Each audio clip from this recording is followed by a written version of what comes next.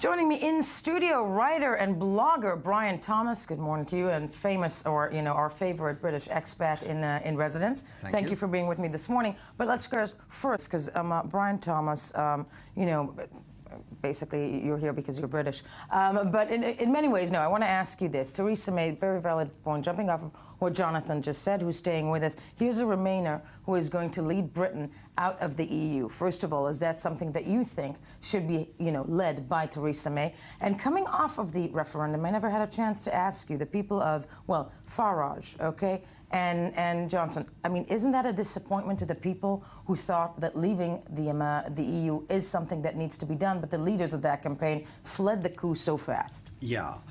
I listened yesterday to Nigel Farage. He was on radio. They gave him a show for an hour, which was very entertaining.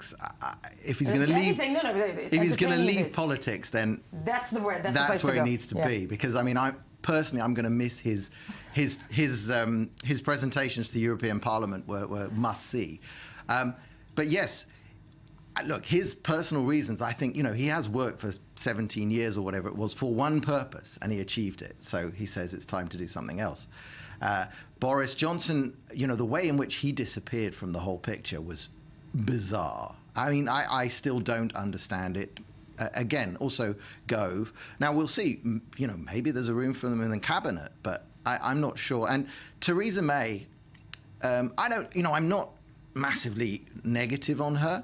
I'm looking on the Conservative websites, and there's a big push to report that people are leaving the Conservatives and joining UKIP because they've appointed her.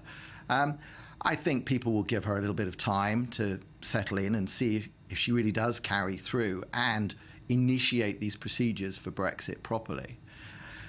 But this is British politics. You don't always choose. You don't choose a prime minister. This is people outside don't. It's not like American presidential politics. Clearly not. Much faster in this case. Okay. You vote for a party. You've got the Conservatives there. Now, if the Conservatives don't follow up on this massive majority that voted for Brexit, they're going to be in trouble. Just as Labour are completely in disarray. And speaking exactly about Labour, Jonathan Sachadotty still with us.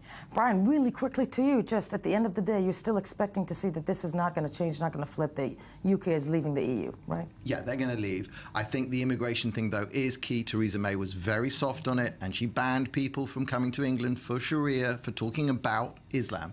And that's going to make a lot of people who voted Brexit very nervous about her. She's going to be watched carefully. Brian Thomas, I want to thank you so much for joining us this morning, and of course to Jonathan as well, as we now move along.